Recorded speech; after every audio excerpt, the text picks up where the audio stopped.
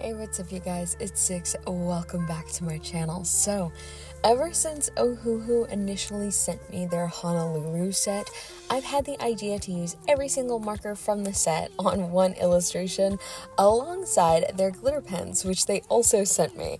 So, I'm sure we have all seen a video like this, but I'm going to tell you right now that all of those other artists made a task like this look so easy. This was genuinely one of the most difficult pieces I have ever tried to push through creating, I swear. It took me a long time just to come up with even an idea for what I wanted to draw for this.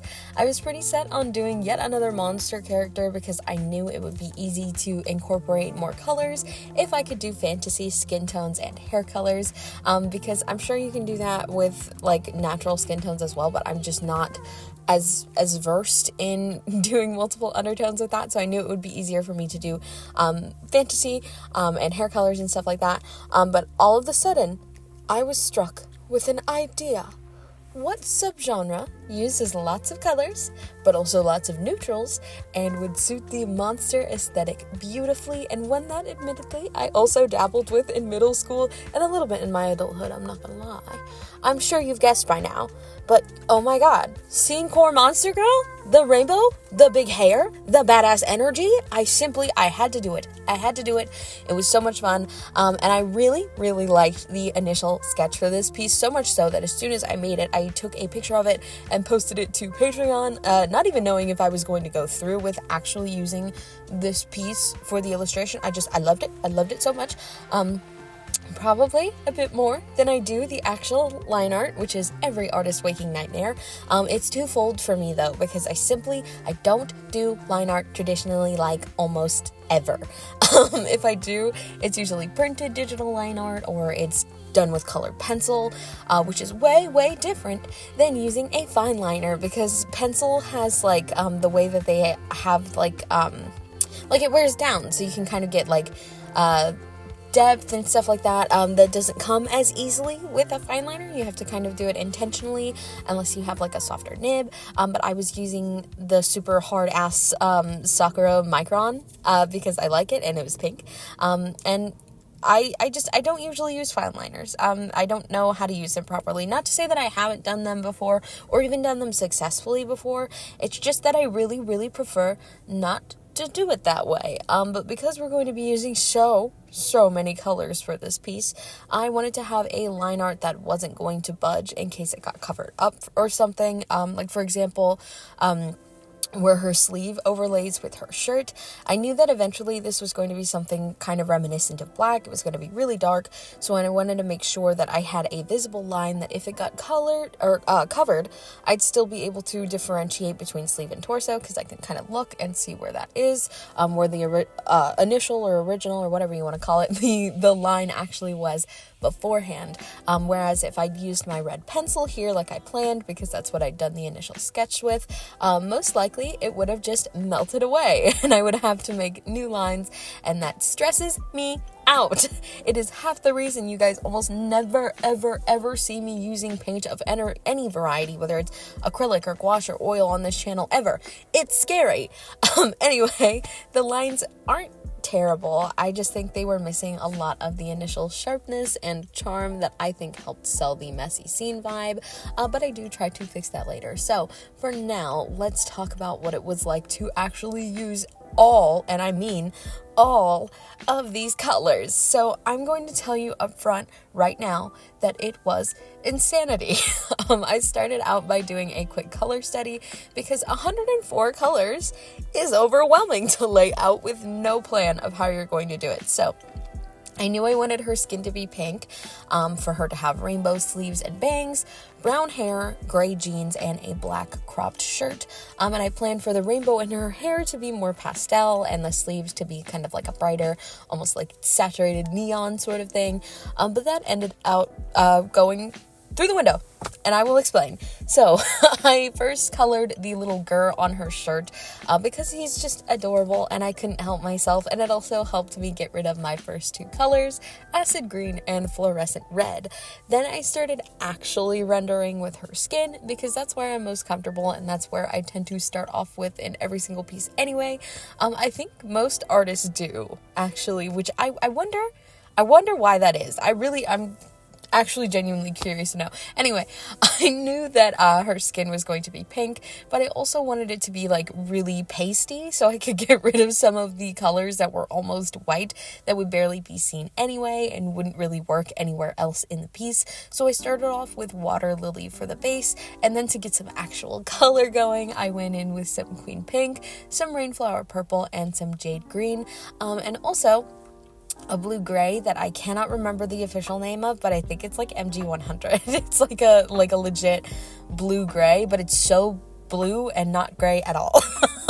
I actually really liked how this turned out for the most part. I think part of it was me learning from my 3 marker challenge and just seeing that I don't necessarily have to shade pink with pink, and I can mess around with different shadow colors and undertones and stuff. For example, I was shocked by how much I liked the green going down. I ended up mostly covering it up because I was partial to the purple, of course. Again, I think in part because of my 3 marker challenge, but I just really liked mixing all of those colors and going in, so that was really good. I wasn't really hating the piece at this point. I think also at the tail end of rendering her skin, I threw in some pale yellows and peaches too, like most of like the like really, I mean, I'm talking like you might as well be a colorless blender type colors. I just poked the page on some of it. I swear, I don't know if that counts as cheating. Some of these literally have like a stroke on the page, but whatever. Then it was time to pull out the big guns. Her hair is huge. And I said, I think I knew I wanted to do a large majority of it, brown, and I think this worked better in the color study because I'd done a darker, more cool toned brown, but what I actually ended up with was a more mid-tone, and I don't dislike it necessarily, but I remember as I was working on it feeling like I just absolutely hated it. I did not like it at all. I was having such a miserable time with it, and I think it's because I was a little sloppy with it. I think what happened is I started off with a base of reddish brass, which I quickly realized was not as dark as I thought it was, and was also conveniently redder than I thought it was. Geez, Simon, you think something called reddish brass might perhaps be red? Anyway, I put it over like the big chunk. That was my base. And I quickly started to panic, and I realized I had all of these other browns that I had to mix in somehow, like more than I initially thought that there was, because I color coded these at the beginning. I had like, I think it was like yellows and oranges, and greens. No, it was yellows and greens, pinks and oranges, blues and purples, grays and browns. And I quickly started to realize that some of the browns, quote unquote, were mixed into other areas as well because they were dark enough of a certain color that it read as that certain color. So like there was some in the yellow, some in the oranges, some of the purples even. And then I started to realize you're brown. you say you're purple, you are brown. So I had to like go in and just like throw every single brown color into the hair, and it looked messy.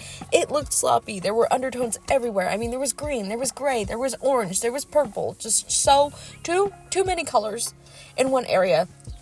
And it looked like a hot mess that I eventually was able to fix by doing a layer of brown color pencil over top. I think that helped to melt together all of the different undertones, but that didn't happen until the very end, where I was doing all the fine details off camera, as I tend to do. So throughout the entirety of this piece, I was sat there panicking, thinking that it was going to look horrible, and we were not even close to the final stretch yet. So next came the rainbow elements. I started off with these sleeves, and honestly, those were proving pretty easy.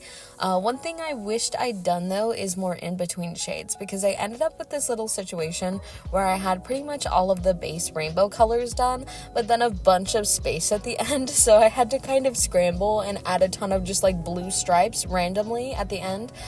So it was like pink, red, orange, yellow, green, blue, purple, which actually ended up working in my favor later when I bring in the glitter pens, so not all hope was lost there. But then came her bangs. Now, her bangs wouldn't have been so bad if I had planned my process a little better. I did a color study, yes, but because I had so many markers, I didn't list actually what markers were going to go where. I figured it would be easier for me to just grab as I go, but once we started working on the actual piece, I quickly realized that I needed a system to keep track of what markers I had already used. So when I used a marker, I stuck it on the desk behind me and would continue to pick from the ones I had left in the case. And this method was working well until we got to her bangs, because by then I'd used so many rainbow colors from the sleeves that I was starting to realize I didn't have enough of certain colors to do the whole rainbow when I was doing her bangs. So I was having to turn behind me and scramble to find colors to fill in. For example, I had already used most of the pinks, so I was having to dive behind me and find pinks, and this sucked because a lot of the cap colors are actually darker than some of the colors are, or some of them, oh yeah, they're darker. I just was gonna say that they were too dark. That's what darker means. Anyways, I think the confusion is some colors are like pastel with kind of dark caps, and then some are dark with even darker like color ink that comes out. I need coffee, guys. Anyway, cap colors aren't great on these markers. You definitely have to rely on your swatch sheet. But I was relying on cap colors because there were so many colors around. I just simply couldn't look and verify according to your swatch sheet. Okay, you're this color. So I just was kind of like, you're dark pink, you're like mid-tone pink, come with me. Oh, you're actually neon vibrant pastel? Oh God, the colors are not, this isn't coloring. This is terrible. This is like, I'm eating the markers. Everything is going insane. They were not blending together nicely. I found a pink that saved my life. I think it was like crimson or something like that. That ended up being exactly what I wanted. Well, not what I wanted, but something that was blending with the colors that were already down, because I ended up having to go way more saturated for the bangs than I had intended to. Not just because I had already used so many colors, but because I had so many yellows left that I had no choice. I had so many yellows and so many blues, like left over, whereas I had like 2 greens and like a couple purples. It was chaos. It was chaos. I was desperately, searching through the bin of markers I've already used, markers I haven't used yet, and then like using maybe 2 colors for the orange, but then having to figure out how to fit in like 7 yellows. It was not fun. It was so stressful. It looked like a hot mess. I mean, literally some markers, again, were just a dot, a swatch. It just simply is not possible to use 104 colors and have each of them shine on their own. It was a disaster. But eventually I was able to find the right colors and kind of get a somewhat decent gradient. I tried to play it off as like a what do they call it, like those raccoon stripes. I wish I'd kind of gone in with one of the browns, maybe the reddish brass, in between each of the colors, but it was such a mess already that I didn't know. She's just got really streaky, stripy bangs. That's Scenecore, right? That's Scene. Please say it's Scene. It was a mess. And after that bit of stress, the rest of her outfit, in comparison, was fairly simple, easy to do. Gray jeans, black top, and then she was almost finished. But the last thing that I got to do was throw in these glitter pens from Ohuhu that I love them so much. They are opaque and layer so nicely both on their own and over these markers. They are so pretty. I try so hard to capture the sparkle on camera. But it is hard to show just how glittery they are. I so highly recommend these. I would say they're similar in consistency to a paint marker for every single color except the silver, which I would say is more of like a glitter gel pen, because the base of it I think is actually clear as far as I can tell. That's suspended with silver glitter, whereas the others have a color base, so the rainbow, with either a blue, gold, green, pink, or purple glitter. But they have like their own base color as well in addition to that. Like the pink is pink paint with pink glitter. The red is red paint with gold glitter. So very, very cute. And anyway, they layered it perfectly over the sleeves, and I couldn't help but add it to a few more places, namely her jewelry, the eye on her tummy, and some bits in the background.